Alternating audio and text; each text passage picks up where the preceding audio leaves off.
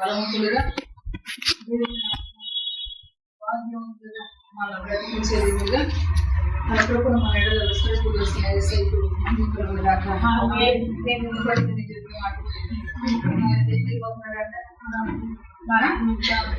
బలవంతులుగా భాగ్యవంతులుగాను మన కృపను మన ఎడల విస్తరింపజేస్తూ ఉన్నాడు. అటువంటి కృప చేత మనం మనకొచ్చి దొరైన దేవుడు నిత్యము మహిమ కలుగుగా దేవుని యొక్క వాక్యంగా అనుదినము దేవుని యొక్క జ్ఞానాన్ని సంపాదించుకోవడానికి సహవాసాలు ఆ జ్ఞానాన్ని సంపాదించుకుని దేవుని కొరకే మనం ఫలించే వారిగా ఉండటానికి దినదినము మనం నేర్పిస్తూ వచ్చాం. నేర్పించిన ప్రతి మాట కూడా మనకు ఎటువంటిదంటే చాలా విలువైనది, చాలా విలువైనది. ప్రతి మాట కూడా వెండి కంటే బంగారము కంటే ప్రశస్తమైన, బంగారం కంటే వెండి కంటే కూడా విలువైనది అని చెప్పేసి జ్ఞాపకం చేసుకోండి. అటువంటి మంచి మాటలు ఒకసారి జ్ఞాపకం చేసుకోండి. మొదటి ఏదైనా దేవుడి వాక్యాన్ని జ్ఞాపకం చేసుకోండి.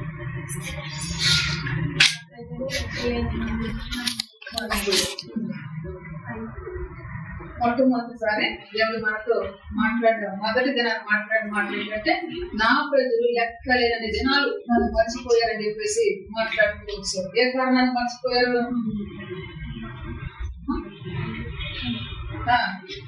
ఐగుప్తును ఆశ్రయించి లేకపోతే అశూరును ఆశ్రయించి ఆ బలాన్ని ఆశ్రయించి నన్ను మర్చిపోతున్నారని చెప్పేసి దేవుడు తన బాధను తెలియజేస్తూ వచ్చాడు.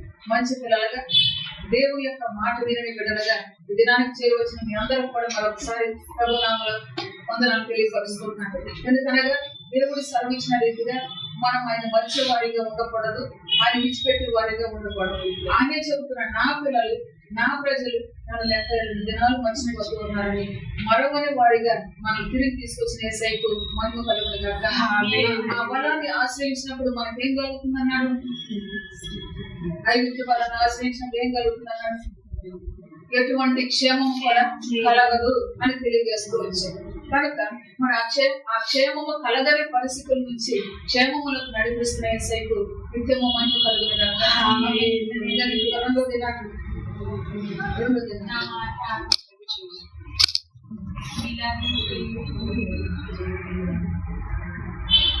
ఐగుప్తును ఆశ్రయిస్తే ఏ క్షేమము కలగలను. ఐగుప్తు యొక్క బలం ఎటువంటిదో నేర్పిస్తూ వచ్చాను. ఆ బలాన్ని మనం ఆశ్రయిస్తే ఆ బలము క్షేమాన్ని ఇవ్వదు, నెమ్మదిని ఇవ్వదు, సమాధానాన్ని ఇవ్వదు, ప్రభు మార్గంలో మనం నడిపించదు. కనుక మనం ఎక్కడికి తీసుకొచ్చాడంటే ఈ రాజులోకి తీసుకొచ్చినట్టుగా దేవుని యొక్క లేఖనాల ద్వారా ప్రభు మాట్లాడుతూ వచ్చారు. మూడో దినాన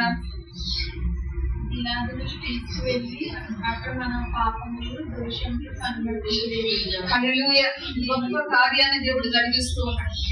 గిలాదు పర్వతం మీదకి, బాషాను పర్వతం మీదకి, కర్మేలు పర్వతం మీదకి, ఎఫ్రాయిము పర్వతం మీదకి తీసుకెళ్లి అక్కడ మన దోషములు కానరాకుండా వెతికినా కనబడకుండా ఆయన ఏం చేస్తున్నాడు? సహాయం చేస్తూ ఉన్నాడు. తన వాక్యాన్ని వివరించి తన మాటలు తెలియజేసి తన మాట ద్వారా మన హృదయాలు ఏం చేస్తున్నాడంటే పరిశుద్ధపరుస్తూ ఉన్నాడు. తన వాక్యం చేత మనం ఉదక స్నానం చేపించి దోషం కనబడకోకుండా పిల్లలకు స్నానం చేపిస్తూ ఉంటాం. స్నానం చేపించిన తర్వాత మళ్ళీ ఎక్కడన్నా మురికుందని చెప్పేసి మళ్ళీ శుభ్రంగా కడిగేసేస్తాం, స్నానం చేయించేవారు. అదే రీతిగా దేవుడు ఏం చేస్తున్నాడంట? ఎక్కడికి తీసుకొచ్చి పని చేస్తున్నాడు? సంతుష్టికరమైన జ్ఞాన కలిగిన స్థలంలోకి తీసుకొచ్చి గిలాదు పర్వతం మీద తీసుకొచ్చి కర్మేలు పర్వతం మీద తీసుకొచ్చి దోషము కానరాకోకుండా యూదా ఇశ్రాయేలు ప్రజల యొక్క దోషము కానరాకోకుండా అనగా దేవుని చేత ఏర్పాటు చేసి దేవుని నామాన్ని స్తుతించే ప్రతి బిడ్డలో కూడా దోషం కనబడకుండా ఆనాడు ఇశ్రాయేలు ప్రజలకు మాత్రమే అనుకుంటే మనం కూడా రేపు పొద్దున దేవుడు ఎదుట నిలవలసిన వారు కాబట్టి మన దోషం కదా ఆయన సన్నిధిలో ఏం చేస్తున్నాడంటే పరిహరిస్తూ ఉన్నాడు, పరిశుద్ధపరుస్తూ ఉన్నాడు. నేర్చుకుంటూ వచ్చిన తర్వాత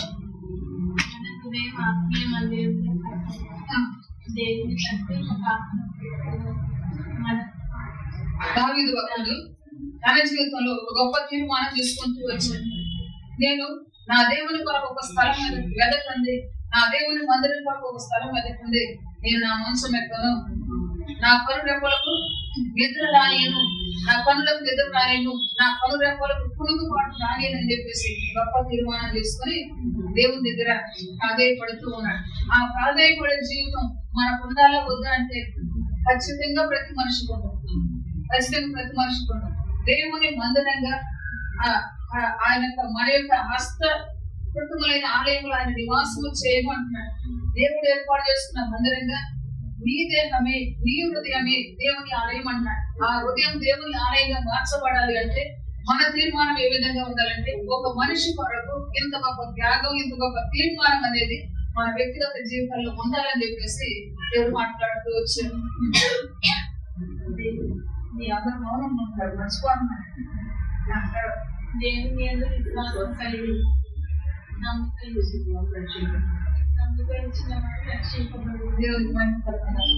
దేవుని యందు మనము ఎప్పుడైతే మనం నమ్మిక ఉంచుతూ ఉన్నామో ఆ నమ్మిక ఉంచిన దాన్ని బట్టి ఆయన ఏం చేస్తున్నాడు, వాడిని రక్షిస్తూ ఉన్నాడు, రక్షిస్తూ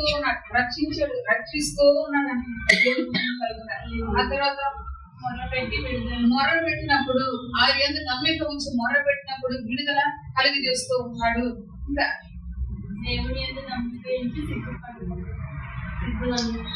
లేదా నేనే మాట్లాడుకుంటున్నాను. దేవుని యందు నమ్మిక ఉంచితే మనము సిగ్గును అందన వారంగా ఉంటాము అంటున్నాడు. ఈ దినాన మన హృదయాలు పరవశించేంతగా దేవుడు మనతో మాట్లాడాయన్న దేవుడికి మహిమ కలుగుతుంది. దేవుని చూసే వాడిగా ఉండాలంటే మనం ఏ రీతిగా ఉండాలో దేవుడు జ్ఞాపకం చేస్తూ వచ్చాడు.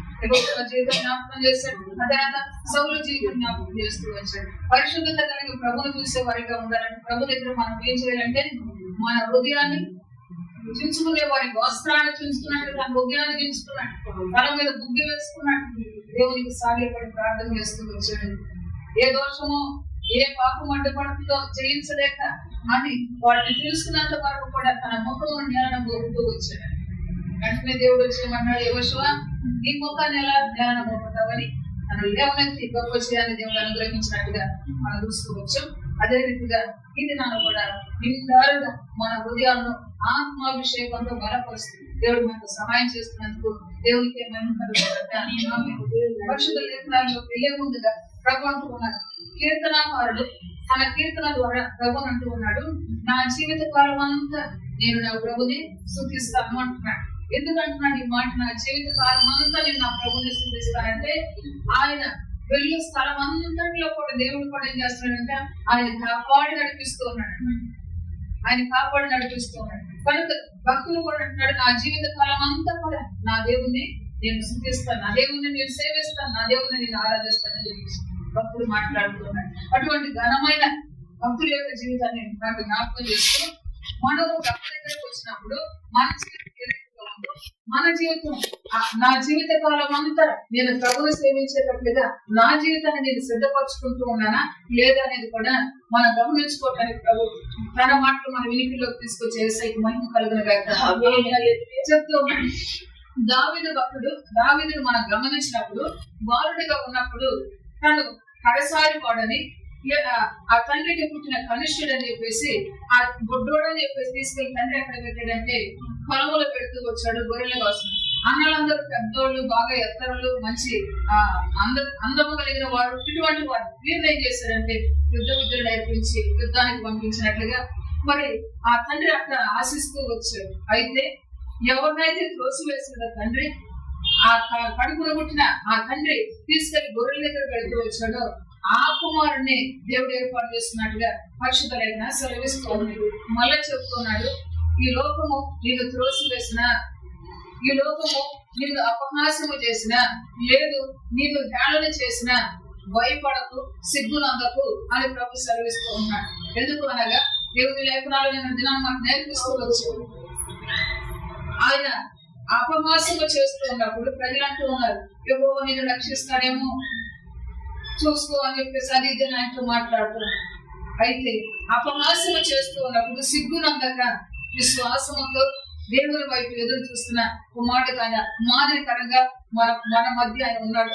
అదే జీవితం మనం జీవించడానికి కూడా జ్ఞాపకం చేస్తూ ఉన్నాడు. ఇప్పుడు గొర్రెల దొడ్లో ఉన్న దావీదుని దేవుడి ఏర్పాటు ప్రకారం ఆ కనిష్ఠుడు కొరకే సమూయేలుని ఎక్కడ పంపించాడంటే యెషయా ఇంటికి పంపించినట్టుగా పరిశుద్ధ లేఖనం సెలవిస్తూ ఉంది. యెషయా ఇంటికి వెళ్ళి ఏం చేస్తూ వచ్చాడు? ఒక్కొక్క కుమారుని తండ్రికి చెప్పాడు సంగతి. దేవుడు ఇదిగో నీ కుమారుని అభిషేకించబోతున్నాడని చెప్పేసి ఒక్కొక్క కుమారుని కూడా తన ఎదురుకు తీసుకొచ్చినప్పుడు ఆ సమూయేలు అనుకుంటున్నాడు, ఇతడు మానవ మనసు కలిగిన వ్యక్తి కాబట్టి సమూయేలు అనుకుంటూ ఉన్నాడు, ఇదిగో ఈ కుమారుడే అని చెప్పేసి ఆ కుమారుడు కనపడంగానే ఇతడే అనుకుని ఆ దేవుడు అభిషేకించబోతున్నాడు అనుకుంటూ ఉన్నాడంటే సమూయేలు. కానీ దేవుని ఏర్పాటు, దేవుని ఉద్దేశాలు గొప్పవి. దేవుని నా నామమున దూషించబడిన, నా నామమున వెలువడిన, నా నామమున నిందించబడిన మీ జీవితాలు ధన్యము అని ప్రభు జ్ఞాపకం చేస్తూ సెలవిస్తూ ఉన్నాడు మాట. మళ్ళా చెప్తూ ఉంటాడు, ఈ సమూయేలు ఆ రీతిగా తండ్రి ఎదుటికి వెళ్ళి ఆ పిల్లల్ని పిలిచి పిల్లల ప్రాంతాల్లో ఏమనుకుంటున్నాడంటే ఇతడు బాగా కళ్ళకున్నాడు, ఇతడు బాగా ఎత్తుకున్నాడు, ఇతడు బాగా అందంగా ఉన్నాడు అనుకుని ఇతడే అనుకుంటూ ఉన్నాడు. అనుకుంటూ ఉంటే దేవుడు ఏం చేస్తున్నాడు? సమాధానం ఏమిటి? ఇతన్ని అభిషేకించని మాట్లాడలేదు. ఇతని మనసు ఏం చేస్తుంది? ఇతడే అనుకుంటాను. మర్మముగా దేవుడు జ్ఞాపకం చేస్తూ ఉంటున్నాడు. యేసయ్య మంచి దేవుడిగా, అందుకే అంటున్నాడు పదే పది, నేను ద్వేషించిన, నేను వెలివేసిన చింతనందొద్దు. దేవుడు అన్నాడు, ద్వేషించిన వారు, వెలివేసిన వారు ఎవరు వారంటే దేవుని వారు. ఆయన అంటున్నాడు, లోకములను ద్వేషించింది కనుక మిమ్మల్ని ద్వేషించింది. డాక్టర్ చెప్తున్నాడు ఆ మాటలో. తనను వెంబడించి తన శిష్యులతోనే చెప్తూ ఉన్నాడు, తనను వెంబడించే వారితో చెప్తున్నాడు. ఆయనని వెంబడించే రీతిగా మన మనసు పెట్టడానికి మాటలు జ్ఞాపకం చేస్తూ ఉంటుంది. ఒక్కొక్క కుమారుడు ఆ సమూయేలు ఎదుటికి వచ్చినప్పుడు సమూయేలు చూసి వీళ్ళు బాగున్నారు, వీళ్ళే అనుకుంటే దేవుడు అభిషేకించేది అని తన మనసులో అనుకుంటూ ఉన్నాడు. అయితే దేవుడు దాటిపోనిస్తూ ఉన్నాడు. ఈరోజు చెప్తూ ఉన్నాడు, దేవుని మాట విని జాగ్రత్త పడు, దాటిపోని దేవుడిగా దీవిస్తూ ఉన్నాడు ప్రభు. సంతోషమైన చెప్పండి. దాటిపోని దేవుడిగా దీవిస్తూ ఉన్నాడు. 2018 సంవత్సరం ఆగస్టు మాసంలో దేవుని మాట విని ఉపవాస ప్రార్థన మొదలుపెట్టి దేవుని మాటకు లోబడి ఈ దినం వరకు కూడా ఒకళ్ళు వచ్చినా, ఇద్దరు వచ్చినా, ముగ్గురు వచ్చినా, లేదా 10 మంది వచ్చినా, 60 మంది వచ్చినా, 70 మంది వచ్చినా దేవుని సన్నిధానాన్ని కొనసాగించుకుంటూ వచ్చాం. అయితే సన్నిధికి వచ్చిన పిల్లలు ఏం చేశారు? వెలివేసినట్లుగా దూరంగా వెళ్ళిపోయారు, ద్వేషించినట్లుగా దూరంగా వెళ్ళిపోయారు. కానీ నిలిచి ఉన్న నీతో అంటున్నాడు, ప్రభునామ మహిమార్థంగా నేను నిన్ను నా ఆత్మ అభిషేకంతో అభిషేకించి దీవిస్తూ ఉన్నాను. నా ఆత్మ అభిషేకంగా నేను నిన్ను అభిషేకిస్తూ ఉన్నానని ప్రభు సెలవిస్తున్నాడు. దేవుడికి మహిమ కలుగుతుంది. అందుకే చెప్తూ వచ్చాడు, ఒక మొక్కను నాటిన తర్వాత నాటుకున్న వ్యక్తి ఆ మొక్కను ఏం చేస్తూ ఉంటాడంటే గమనిస్తూ ఉంటాడు. పంటలు వేసుకున్న తర్వాత పొలంలో పంట ఏ రీతిగా ఉందని ఆ యజమానుడు గమనిస్తూ ఉంటాడు. గమనించాడు. ఎన్ని సంవత్సరాలు ఇన్ని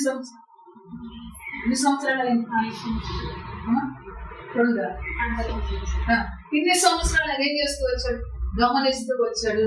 నేను ఇక నీ చేయి విడవను అంటున్నాడు. దేవుని మహిమ అచ్చయి విడమని దేవుడిగా సహాయం చేస్తూ చెబుతూ ఉన్నాడు. ఇన్ని దినాలు ఆయన కనిపెడుతూ ఉన్నాడు. మొదటి ఉపవాస ప్రార్థనలోనే చెప్తూ వచ్చాడు, నాకేది నేనే వెల్లడించేది.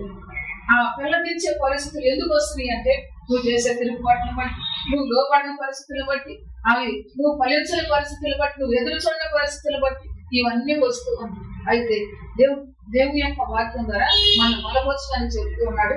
నేనేమో మిమ్మల్ని ఏం మాయ చేయట్లేదు, లేకపోతే నా సొంత ఉద్దేశాలు చెప్పలేదు. ప్రభు నా నోటి నుంచి ఇచ్చే మాటలు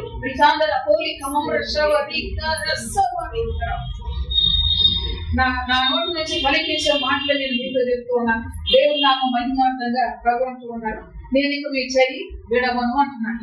ఆ చెయ్యి విడవని దేవుడిగా దేవునితో సాంగత్యము కలిగి బ్రతకడానికి మనకు ఒక సౌందర్యవంతమైన రూపాన్ని ఆయన అనుగ్రహించే దేవుడిగా ఆయన సహాయం చేస్తూ ఉన్నాడని ప్రభు సెలవిస్తూ ఉన్నాడు. ఇప్పుడు నీకు చెప్తూ ఉన్నాడు, చేయి విడవకోకుండా తన బిడ్డగా చేసుకున్న దేవుడు అంటున్నాడు.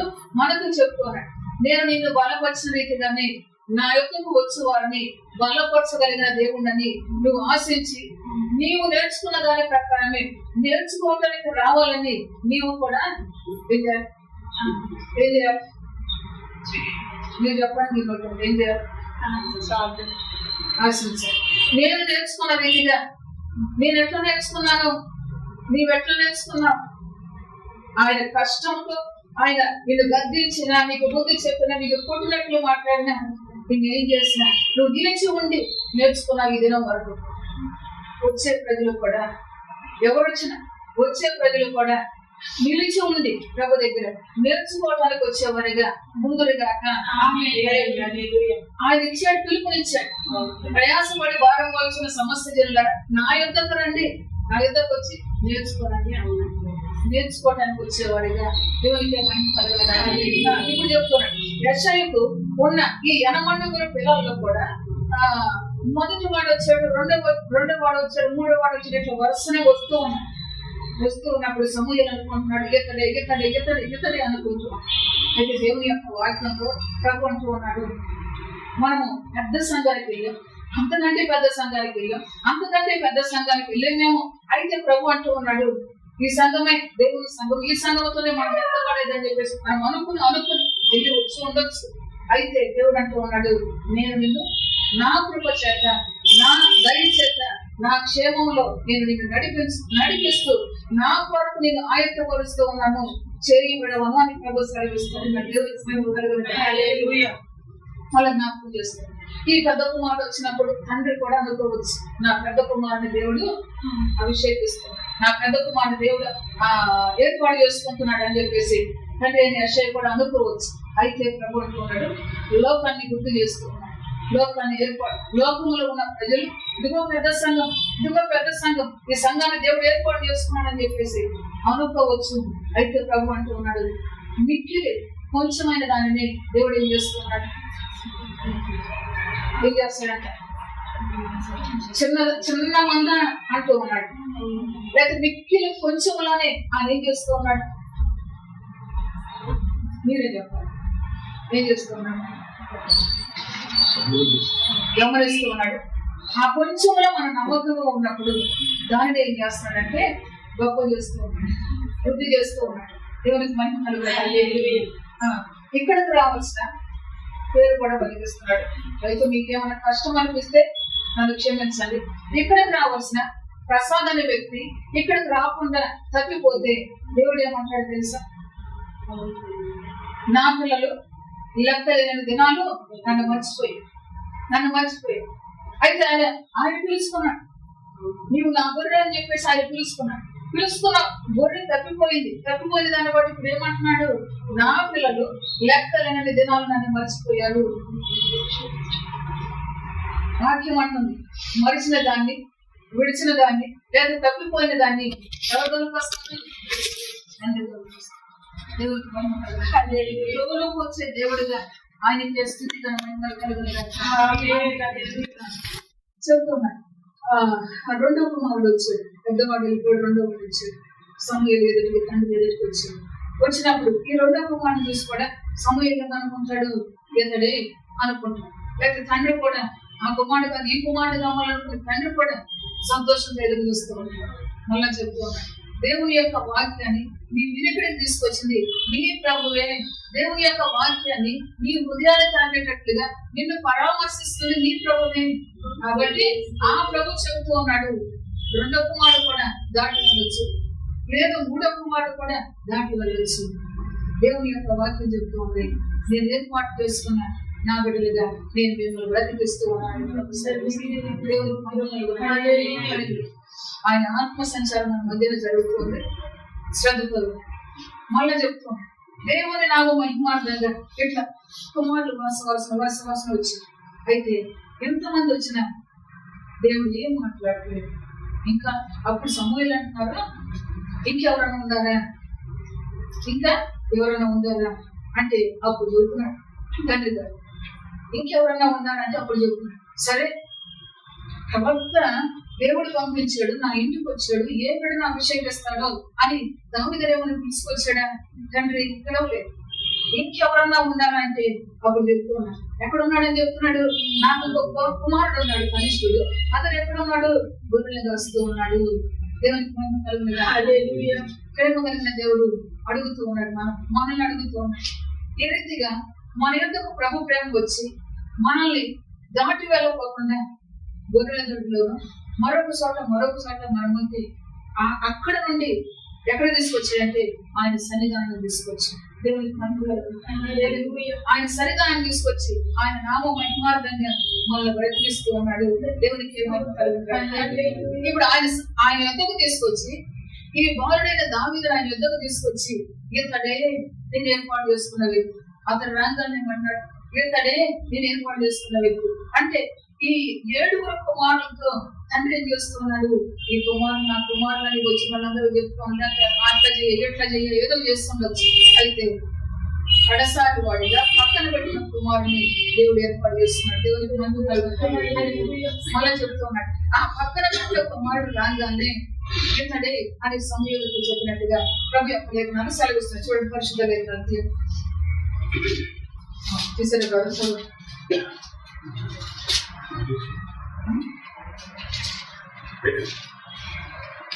మొదటి సమయాలు గ్రంథం 16వ అధ్యాయము 11వ వచనం నుంచి చదువు. ఈ కుమారులందరూ ఇక్కడ ఉన్నారని యెషయాని అడగగా అతడు ఇంకను కడసరి వాడున్నాడు, అయితే వాడు గొర్రెలను కాయించున్నాడని చెప్పింది. అందుకు సమూయేలు నీవు వాణ్ణి పిలువనందించుము, అతడు ఇక్కడికి వచ్చే వరకు మనము కూర్చుందామని యెషయాతో చెప్పగా అతడు వాణ్ణి పిలువనందించి లోపలికి తోడుకొని వచ్చాను. అతడు ఎర్రని వాడును చక్కని నేత్రములు గలవాడును చూచుటకు సుందరమైన వాడునై ఉండేను.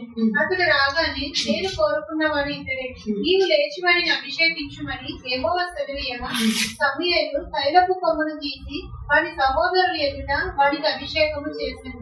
నాటి నుండి యెహోవా ఆత్మ దావీదు మీదకి బలముగా వచ్చాడు. తరువాత సమూయేలు లేచి రామాకు వెళ్ళిపోయాడు. మంచి దేవుడిగా జ్ఞాపకం చేస్తున్నాడు. ఆ కుమారులందరూ ఆ రీతిగా వచ్చారు. 11వ వచనంలో ఇక్కడ ఉన్న వారా మీ కుమారులందరూ ఇక్కడ ఉన్నారా అని యెషయా అడగగా అతడు ఇంకను కడసారి వాడున్నాడు, అయితే వాడు గొర్రెలను ఆడించున్నాడని చెప్పాను. దేవునికి మహిమ కలుగును. ఈ వ్యక్తి ఎక్కడ ఉన్నాడంటే గొర్రెల దగ్గర ఉన్నాడు. విన్నాడు, జాగ్రత్తగా ఉన్నాడే. ప్రభు మాటలు మన జీవితంలో ఏ కార్యం చేయబోతున్నాయో మనం గ్రహించినట్టు ప్రభు సహాయం చేస్తాడు. గొర్రెల దొడ్డులో ఉన్న వ్యక్తిని చూస్తూ ఉన్నాడు, తండ్రి దగ్గర ఉన్న వ్యక్తుల్ని చూస్తూ ఉన్నాడు, లేకపోతే పొలంలో పనిచేసుకుంటున్న వ్యక్తుల్ని చూస్తూ ఉన్నాడు, సంఘంలో కొంచెం కూర్చున్న వ్యక్తులను కూడా చూస్తూ ఉన్నాడు. ఇప్పుడు గొర్రెల దొడ్డులో ఉన్న వ్యక్తిని చూసిన దావీదుని చూస్తే దేవుడికి ఏమనిపించిందంటే దావీదు తండ్రి గొర్రెలను నమ్మకంగా కాస్తూ ఉన్నాడు, నమ్మకస్తుడు. తర్వాత దావీదు యథార్థవంతుడు. దేవునికి మహిమ కలుగును. అంటే గొర్రెలను అప్పగిస్తే తనతోటి కాపరులు ఉండొచ్చు, తనతోటి యజమానులు ఉండొచ్చు, అయితే తండ్రి గొర్రెలను అప్పగించాడు. ఈ గొర్రెల మధ్యలో పిల్లలకు అంటూ ఉంది, గొర్రెల మంద పెరిగిపోతూ ఉన్నది. అయితే దావీదు ఏమైనా చేయొచ్చు, కొన్ని అమ్మేసుకోవచ్చు, లేకపోతే ఏదైనా చేయొచ్చు, మందులో ఉన్నాడు కాబట్టి. కానీ దావీదుని దేవుడు గమనిస్తూ వచ్చాడు. దేవుడికి మహిమ కలుగును. తండ్రి దగ్గర ఉన్న కుమారుని చూశాడు, పొలంలో ఉన్న దావీదుని చూస్తూ వచ్చాడు. దావీదుని దేవుడు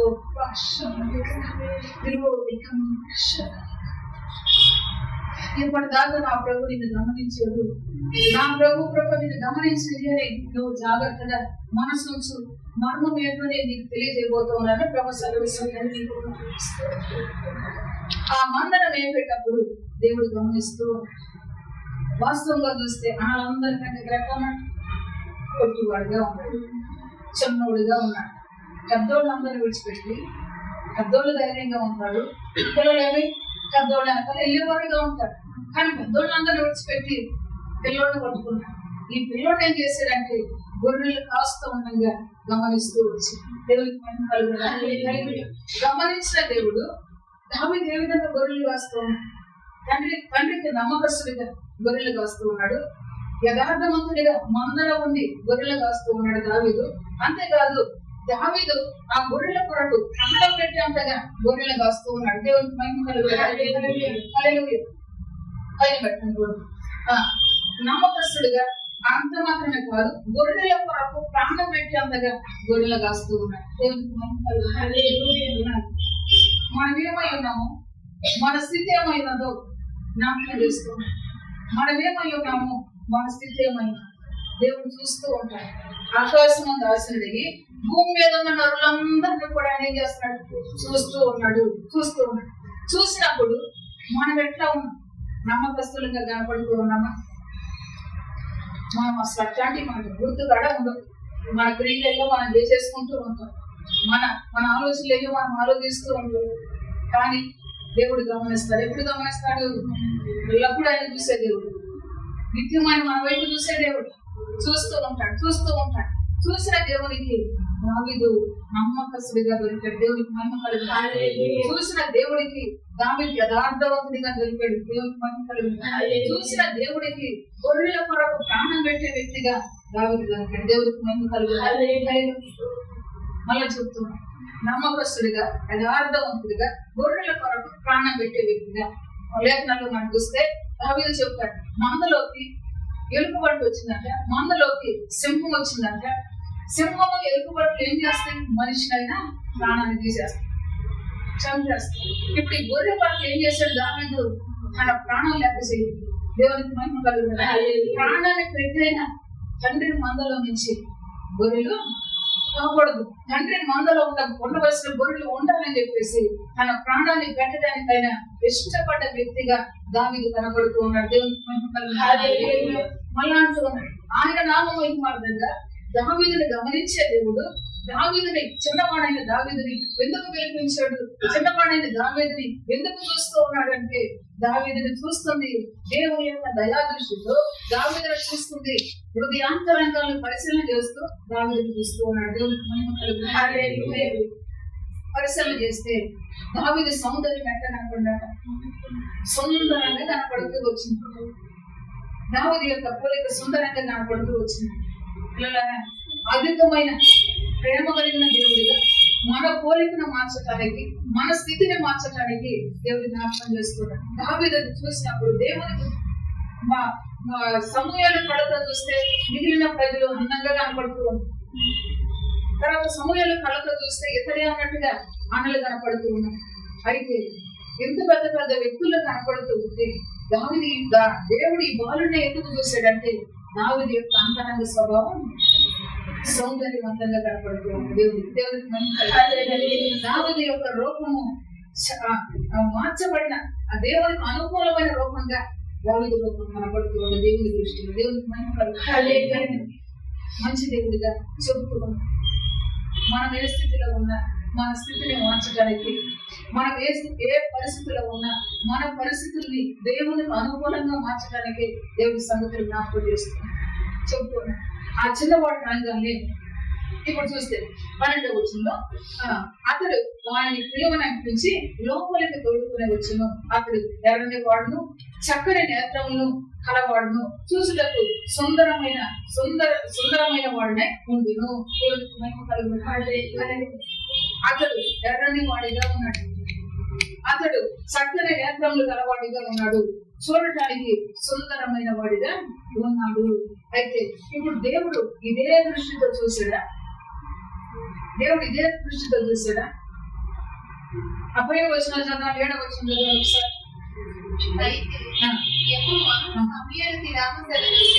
అతని రూపమును అతని ఎత్తును లక్ష్య పెట్టకు, మనుషులు లక్ష్య పెట్టు వాటిని యెహోవా లక్ష్య పెట్టాడు.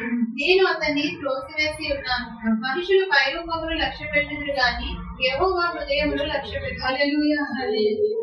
ఇప్పుడు దావీదుని ఏం లక్ష్య పెట్టాడు దేవుడు? హృదయాన్ని లక్ష్య పెట్టాడు. దేవునికి రోజు రోజు రోజు రోజు మన హృదయాన్ని శుద్ధి చేస్తుంది. దేనికంటే హృదయాన్ని చూస్తూ ఉన్నాడు. హృదయం దేవుడికి లక్ష్యమయ్యేటట్లుగా, దేవుడికి ఇష్టమయ్యేటట్లుగా, తన చూపు అక్కడ పడేటట్లుగా మన హృదయాన్ని సరి చేస్తూ ఉన్నాడు. సమూయేలుకి అంటున్నాడు. అయితే సమూయేలు ఎలాగ సెలవిచ్చింది? అతని రూపంలో అతని ఎత్తును లక్ష్య పెట్టము. తర్వాత మనుషులు లక్ష్య పెట్టు వాటిని యెహోవా లక్ష్య పెట్టడు. నేను అతని త్రోసివేసి ఉన్నాను. మనుషులు పైరూపమును లక్ష్య పెట్టుడు కానీ యెహోవా హృదయమును లక్ష్య పెట్టును. హల్లెలూయా. కడసారి వాటిని ఎందుకు తీసుకొచ్చాడు అంటున్నాడు. ఎందుకు అంటే హృదయాన్ని లక్ష్య పెట్టాడు. దావీదు హృదయం ఎట్లా ఉంది? దావీదు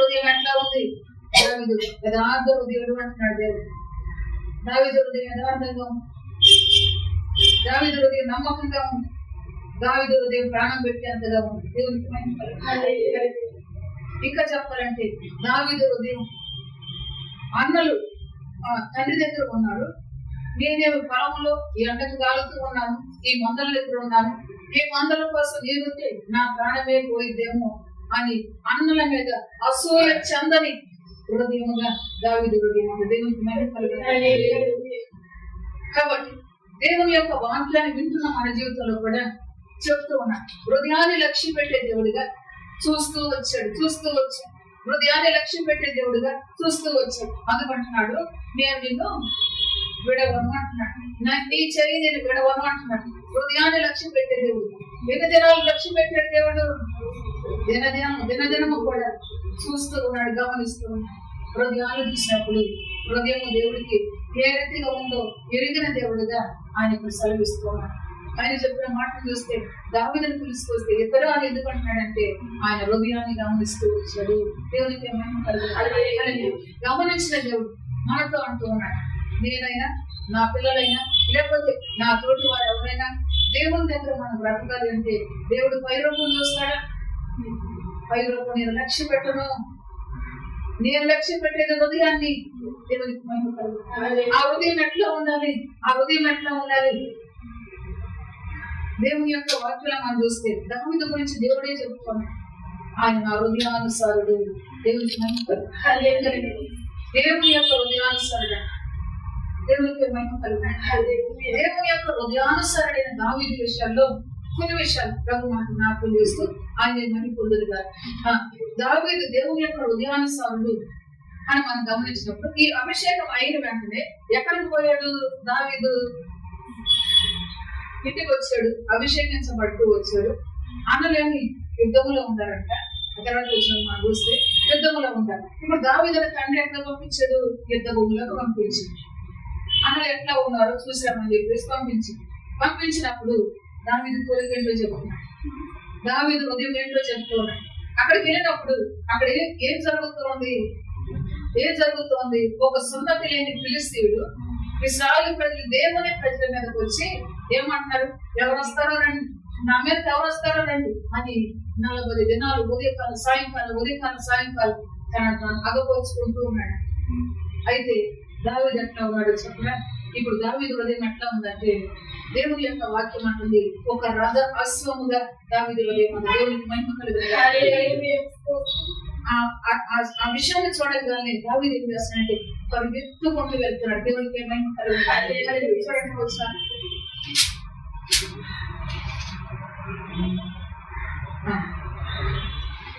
పదిహేడు అధ్యాయము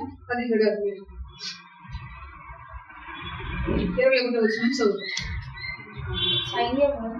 సైన్యమునకు ఎదురై ఇశ్రాయేలీయులు ఫిలిష్తీయులు యుద్ధ సన్నద్ధులై బయలుదేరి దావీదు తాను తెచ్చిన వస్తువులను సామగ్రిని కలిపి వారిని ప్రశ్న చేసి పరిగెత్తిపోయి సైన్యంలో చూచి కుశల ప్రశ్నలు తన సహోదరులను అడిగారు. సైన్యం యుద్ధ సన్నద్ధమై ఉన్నాక దావీదు కేటించుకుంటాడు. తండ్రి రాయబడుతుంది 17వ వచనంలో, యెషై తన కుమారుడైన దావీదును పిలిచి, నీవు నీ సహోదరుల కొరకు వేయించిన ఈ గోధుమలను ఒక తూమెడును ఈ 10 రొట్టెలను తీసుకొని దండులో ఉన్న నీ సహోదరుల దగ్గర త్వరగా మరియు ఈ 10 జున్నుగడ్డలను తీసుకొని పోయి వారి సహస్రాధిపతికి నీ సహోదరులు క్షేమముగా ఉన్నారో లేదో సంగతి తెలుసుకొని వారి వద్ద నుండి ఆనవాళ్ళ ఒకటి తీసుకొని రమ్మని పంపెను. దావీదు దేవుని యొక్క హృదయానుసారుడైన దావీదు ఇప్పుడు ఏం చూశాడు? సైన్యం యుద్ధ సన్నద్ధమైన చుట్టూ చూస్తూ వచ్చాడు. చూసిన తర్వాత ఆ అన్నలారా రండి రండి రండి, నాన్న జున్ను గడ్డలు ఇచ్చాడని అన్నలు తీసుకొచ్చాడా? తీసుకురాడు. మరి నానిచ్చాడు, అన్నలు తిరిగి వచ్చేదాకా నేను దగ్గర ఉన్నాం, అన్నలకు పెడదామని ఆగేయడానికి ఆగలేదు. యుద్ధ సన్నద్ధమైన సైన్యాన్ని వచ్చేసరికి దావీదు ఏం చేశాడంట? పరిగెత్తుతూ వెళ్ళాడు. దేవునికి మహిమ కలుగును. దావీదు ఇప్పుడు ఎవరిగా కనపడుతున్నాడు? ఒక రథ అశ్వముగా కనపడుతున్నాడు. దేవునికి మహిమ కలుగును. దేవుని యొక్క వాక్యాన్ని మన వెలుగులోకి తీసుకొస్తున్న పరిశుద్ధ దేవుడు మహిమనందుడుగా సంఘం యొక్క పోలిక చెబుతూ ఉన్నాడు. ఫరో యొక్క అశ్వముగా పోలుస్తూ మాట్లాడుతున్నాడు దేవుడు. ఫరో యొక్క అశ్వానికి ఏముందంటే యుద్ధ బలం ఉంది. దేవునికి మహిమ కలుగుతుంది. ఇప్పుడు దావీదు హృదయంలోకి ఏమొచ్చిందంటే యుద్ధ బలం వచ్చింది. దేవునికి మహిమ కలుగుతుంది. అంటే చెప్పిన మాట ఏంటి? అనాలు క్షేమంగా ఉన్నారో లేదో చూసి ఒక ఆనవాళ్ళు పట్టుకురామని చెప్పుకోవచ్చు. కానీ దావీదు అభిషేకం దావీదులోకి ఏమొచ్చిందంటే యుద్ధ బలం వచ్చింది. దేవునికి మహిమ కలుగుతుంది. యుద్ధములకు పరిగెత్తుతూ పోయాడు. దేవునికి మహిమ కలుగుతుంది. ఈ యుద్ధములు అదేం చేస్తూ వచ్చాడు? నేను అతని మీదకి వెళ్తాను, నా ముందు మీదకి నేను గొర్రెలు కాస్తూ ఉండగా సింహం ఇలుపు బండ్లు వచ్చినప్పటికీ వాటిని చీల్చి వేస్తూ వచ్చానని చెప్పి అతడు ముందు తిరిగినట్లుగా దేవుని యొక్క లేఖన సెలవిస్తూ ఉంటుంది. అంతమాత్రమే కాదు, ఇంకేం చేస్తూ వచ్చాడు చూడండి. 44 వచ్చాని 43 చదువు. 43 తీసుకొని నీవు నా మీదకి వచ్చుచున్నావే, నేను కుక్కనా అని దావీదుతో చెప్పి తన దేవతల పేరిట దావీదును శపించెను. అయితే ఇతడు ఎవరు అనగా యుద్ధ అశ్వముగా, యుద్ధానికి బయలుదేరిన గుర్రముగా దేవుని యొక్క వాక్యలో మనం చూస్తే ఈ గుర్రానికి యుద్ధ వాసన తగిలితే ఆ గుర్రానికి ఏం కలిగిందంట? ఉత్సాహం కలిగింది. యుద్ధ వాసన తగిలితే ఆ గుర్రానికి ఇంకా బలం ఎక్కువైపోయిందంట, కాలు దువ్విద్దంట. ఇప్పుడు దావీదు ఎట్లా ఉన్నాడంటే యుద్ధానికి బయలుదేరిన గుర్రంగా ఉన్నాడు. అతడు అంటున్నాడు, నువ్వు కర్ర తీసుకొస్తున్నావు, నేనేమన్నా కుక్కనా? చాయని నన్ను తోలటం నేనేమన్నా కుక్కనా అంటూ. అయితే తర్వాత 44 వచ్చింది. నా దగ్గరకు రాము, నీ మాంసం ఆకాశ పక్షులకు భూమృగములకు ఇచ్చివెత్తనని ఆ ఫిలిష్తీయుడు దావీదుతో అనగా, కర్ర తీసుకుని వస్తున్నావు గుడ్డోడా, నువ్వు నా దగ్గరకు రా, నేనేం చేస్తాను? నేను చంపేసి ఒక దెబ్బకి నీ మాంసాన్ని ఆకాశ పక్షులు భూమి యొక్క మృగాలకు నేను ఇచ్చి వేస్తానని చెప్పేసి దావీదుతో అంటూ ఉన్నాడు అన్నమాట. అయితే దావీదు అంటున్నాడు, దావీదు నీవు కత్తియు ఈటియు బల్లెమును ధరించుకుని నా మీదకి వచ్చుచున్నావు. అయితే నీవు తిరస్కరించిన ఇశ్రాయేలు సైన్యములు కలిపితే యెహోవా పేరట నేను నీ మీదకి వచ్చుచున్నాను. ఈ యుద్ధానికి బయలుదేరిన అశ్వము లాంటి దేవుని యొక్క వార్తలు చదువుతూ వచ్చిన చాలా ఆ అశ్వము లాంటి తనకి రోషం వచ్చేసింది. రోషం వచ్చి నువ్వు మరి ఒక 6 మూరల రెండవ వరకు నిన్ను చూస్తూ నువ్వు బయలుదేరి వచ్చావు. నేను ఎవరిని చూస్తూ బయలుదేరి వచ్చాను? జీవము కలిగిన దేవుని చూస్తూ బయలుదేరి వచ్చాను. ఆయన పేరట నీ మీదకి వస్తూ ఉన్నాను అని ప్రకటించి పరిగెత్తుకుంటూ వెళ్ళి చూడండి 48వ వచనంలో ఆ ఫిలిష్తీయుడు లేచి దావీదును కనియుటకై అతనికి ఎదురుపోగా దావీదు వారిని ఎదుర్కొనుటకు సైన్యము తన త్వరగా ఏం చేస్తున్నాడు? యుద్ధ పడంగా పరిగెత్తుతూ ఉన్నాడు. పిల్లగా దేవుని నామ మహిమార్థంగా నిన్ను చేయబడమని దేవుడిగా జ్ఞాపకం చేస్తూ ఉన్నాడు. నిందే వచ్చిందా? అవమానమే వచ్చిందా? కష్టమే వచ్చిందా? కన్నీళ్ళే వచ్చినాయా? హేళన చేసే పరిస్థితుల్లో వచ్చినాయా? ఏం చేయాలి? హృదయాన్ని లక్ష్యం పెట్టే దేవుడు జ్ఞాపకం చేస్తున్నాడు. హృదయాన్ని లక్ష్యం పెట్టిన వ్యక్తి యొక్క జీవితం ఎట్లా ఉందంటే, అన్నలు నీ హృదయ గర్వంతో వచ్చేవరా ఇక్కడికి అంటున్నాడు. నేనెంత పెద్ద పెద్దోళ్ళం, నువ్వే బుడ్డోడు, నువ్వేమి నీ హృదయ గర్వంతో వచ్చావు అంటున్నాడు. కానీ ఈ యొక్క దావీదు ఏం చేస్తున్నాడంటే పరిగెత్తుతూ ఉన్నాడంటే దేవునికి మహిమ కలిగిన వాళ్ళు కేవలం చేస్తూ ఉన్నా, వాళ్ళని అవమానపరుస్తూ ఉన్నా పరిగెత్తుతూ ఉన్నాడు. విశ్వాస వీరుడిగా పరిగెత్తుతూ దేవునికి మహిమ కలుగుతుంది. యుద్ధ సైనికుడిగా పరిగెత్తుతూ ఉన్నాడు దావీదు. దేవునికి మహిమ కలుగుతుంది చెబుతూ ఉన్నాడు. ఎవరిని లక్ష్యం పెడతాడంటే దేవుడు మనుషుల పైరూపాన్ని చూసి లక్ష్యం పెడతారు, దేవుడు హృదయాన్ని చూసి లక్ష్యం పెడతాడు. దావీదు హృదయం ఏం చేసింది? అన్నలు ఎప్పుడో వెళ్ళారు యుద్ధాన్ని. యెషయా కుమారులే వారు కూడా ఎప్పుడో వెళ్ళిన ఈ అన్నలు పరిగెత్తారా అంటే దావీదు పరిగెత్తుతూ ఉన్నాడు. పరిగెత్తి ఏం చేశాడట? ఫిలిష్తీయుడు లేచి దావీదును కనియుటకై అతనికి ఎదురుగా దావీదు వారిని ఎదుర్కొన్నట్టు సైన్యముతో త్వరగా పరిగెత్తను. ఫిలిష్తీయుడు ఎదురుగా వస్తూ ఉన్నాడు, దావీదు కూడా పరిగెత్తుతూ ఉన్నాడు. దేవునికి మహిమ కలుగుతుంది. దేవుని సంగమా, దేవుని పిల్లలుగా నువ్వు తీర్మానించుకుని బ్రతికితే నీ తీర్మానాన్ని దేవుడు ఆయన నామం మహిమార్థంగా బలపరుస్తూ, దావీదు తీర్మానంలో మన తీర్మానం అంటే బలపరుస్తూ దేవుడు ఏం చేస్తాడంటే జయాన్ని అనుగ్రహించే దేవుడు. పరిగెత్తేశాడు. 49వ వచనం తన సంచిలో చేయి వేసి అందులో నుండి రాయి ఒకటి తీసి మొడసలతో విసిరి ఆ ఫిలిష్తీయుని ముందుట కొట్టెను. ఆ రాయి వారి ముందుట వచ్చినందున వాడు నేలన బోర్ల పడెను. హల్లెలూయా. ఈ పరిగెత్తేది ఎవరు? యుద్ధ అశ్వము. దేవునికి మహిమ కలుగును. అశ్వానికి యుద్ధం అంటే బెదురు లేదు, భయము లేదు, జడిసే పని లేదు. యుద్ధం అంటే ఇంకా కాలు దుగ్గే పరిస్థితులు అన్నమాట. ఈ యుద్ధాశ్వముగా ఏం చేస్తూ ఉన్నాడు? 50వ వచనము, దావీదు ఫిలిష్తీయుల కంటే బలాఢ్యుడై ఖడ్గము లేకయే ఒడిసెలతో రాతితోను ఆయన ఫిలిష్తీయుని కొట్టి చంపెను. వాడు బోర్లగా పడగా దావీదు పరిగెత్తిపోయి ఊరుకున్నాడు. అంటే యుద్ధం చూసి పరిగెత్తాడు, శత్రువును చూసి పరిగెత్తాడు, పడ్డాడని ఊరుకున్నాడంటే పరిగెత్తి జయించేంత వరకు పరిగెత్తాడు.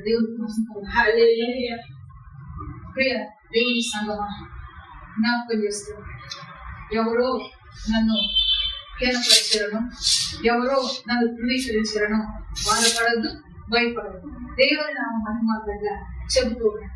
మంచి దేవుడిగా మనల్ని ఆయన నీతితో ప్రతినించే దేవుడిగా, ఆయన సత్యముతో ప్రతినించే దేవుడిగా జ్ఞాపకం చేస్తూ ఉన్నాడు. దేవుని యొక్క వాక్యం చూస్తే ఆ అశ్వము ఏ రీతిగా ఒకసారి మాట చదవండి. మంచిది. యోగ గ్రంథం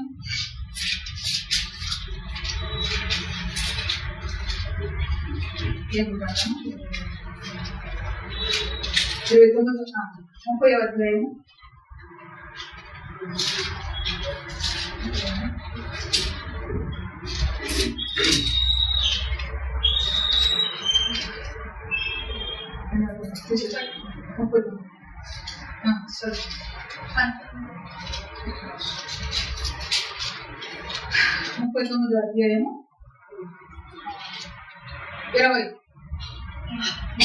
21వ వచనం చదువు. మైదానంలో అది కాలు దువ్వి తన బలమును బట్టి సంతోషించు. దావీదు ఏం చేస్తున్నాడు? కాలు దువ్వుతూ ఉన్నాడు.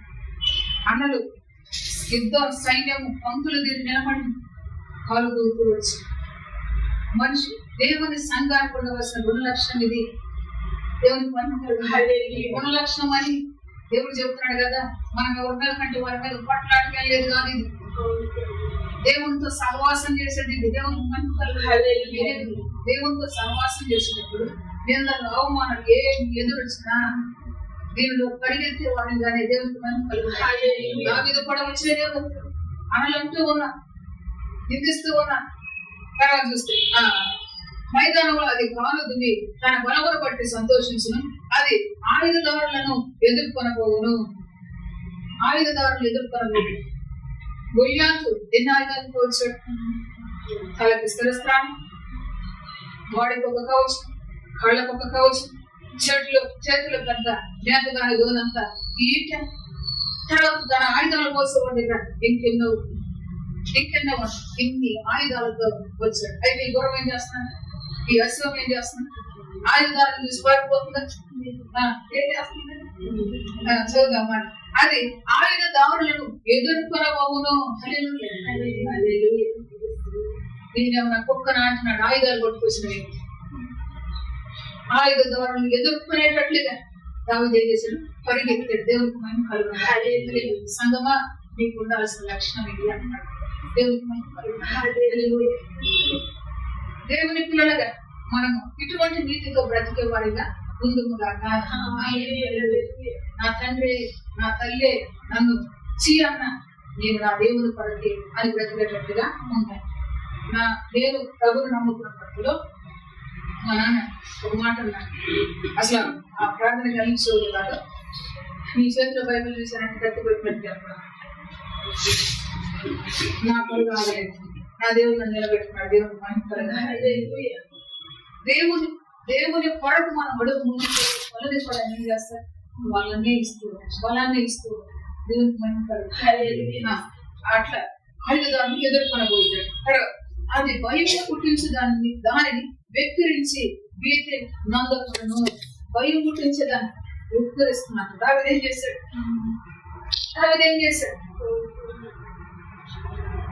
భయం పుట్టించి అంతకుముందు సైన్యం అంతా 40 రోజులు వీధిల్లిపోతున్నాడు, గడగడలాడిపోతూ గొల్లియాతును చూసి దావీదు వెక్కిరించినట్లుగా ఏం తీశాడు? 7 నుంచి నున్నటి రాళ్లను తీశాడు. దేవుడికి మహిమ కలుగును. ఆ నున్నటి రాళ్లతో జయాన్ని పొందాడు. అంటే ఇప్పుడు ఈ గొల్లియాతును ఎక్కిరించడం లేదా? ఎక్కిరించాడు. ఈ గుర్రం ఏం చేస్తున్నాడు? యుద్ధాన్ని చూసి ఆయుధదారులు యుద్ధంతో వస్తూ ఉంటే వారిని ఎక్కిరిస్తూ ఉన్నారు.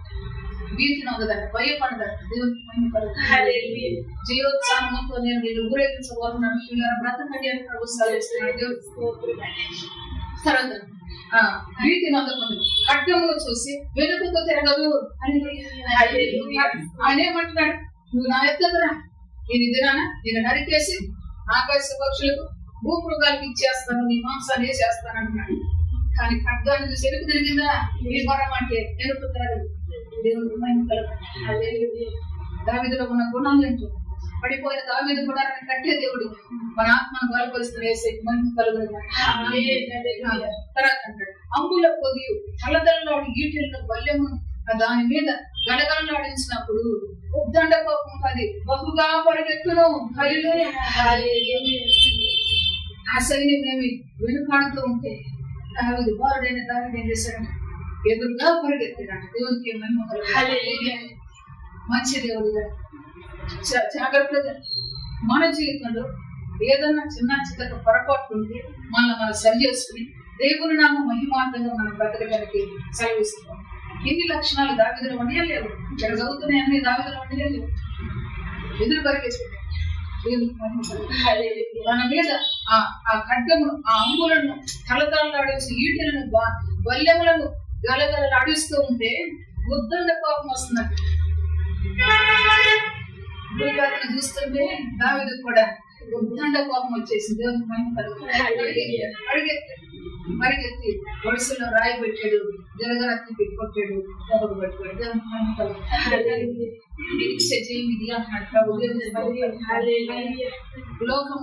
లోక ఆశలు గతించిపోతుంది. లోకము లోక నటన గతించిపోతుంది. మేల్కొనే బ్రతుకు మేలిచ్చే జయం ఇది అంటున్నాడు ప్రభు. దేవునికి మహిమ కలుగును. ఆయన ఇచ్చిన జయముగా అక్కడ పడిన పరిస్థితులు మనం చూస్తే ఆయన ఇచ్చిన జయముగా దావీదు ఎదుటి నుంచి కొడితే ఆయన ఎట్లా పడ్డాడు? వెనక నుంచి తోసినట్లే ముందుకు పడ్డాడు. దేవునికి మహిమ కలుగును. అదే రీతిగా నేను ఇచ్చే జయం ఇది అట్లా ఉద్దండ కోపంలో పరిగెత్తును. అది బాఘానాదము విని ఊరముండదు. బాఘానాదము వినినప్పుడల్లా అది ఆగా ఊహ అనుకుంటారు అనుకుని దూరం నుండి యుద్ధ వాసన తెలుసుకొని ఆ సేనాధిపతులను ఆర్భాటమును యుద్ధ ఘోషణ విను. అట్లా విని అది ఇంకేం చేస్తుందంటే పరుగులెత్తుతూ దేవునికి మంచి దేవుడిగా చెబుతూ చీయని నేను చేదరించిన లేదు, నేను ప్రభు కొరకు బ్రతకాలని నాకు నేను తీర్మానించుకున్నా, నీకు మీరు తీర్మానించుకున్నాను. నీ తీర్మానాన్ని ఎవరైనా చెరుకు వేస్తూ ఉంటే చింతనందరు. నువ్వేం తెచ్చుకోవాలి? ధైర్యము తెచ్చుకోవాలి. దావీదులో ఏముంది? ధైర్యం ఉంది. సున్నత లేని ఫిలిస్తీయుని ఎదుర్కొనే ధైర్యం ఉంది. దేవునికి మహిమ కలుగును. దావీదులో ఏముందంటే యుద్ధ నైపుణ్యత ఉంది. దేవునికి మహిమ కలుగును. దావీదులో ఏముందంటే ఒక సైనికుని వలె పరిగెత్తే జీవితం ఉంది దావీదులో. దేవునికి మహిమ కలుగును. దేవుని యొక్క వాక్యం జట్టి అయిన సైనికుల వలె మనం ఉండాలంటే పోరాడబడి నియమం ప్రకారం పోరాడాలి. జట్టి అయిన సైనికుల వలె జట్టి అయిన నియమం ప్రకారం పోరాడాలి. అంటే యుద్ధానికి యుద్ధపు మధ్యలో నిలబడ్డ తర్వాత నియమం ప్రకారం పోరాడవలసిందే, వెళ్ళాల్సిందే. అతను యుద్ధాన్ని నేను వెనక్కి వెళ్ళిపోతాను, యుద్ధపడినా భయం వేస్తుంది అంటానికి అతను పోరాడాల్సింది. చచ్చినా బ్రతినా పోరాడాల్సింది. అట్లా నియమం ప్రకారం పోరాడే మనసు ఎవరిలో ఉంది? చూస్తే దావీదులో.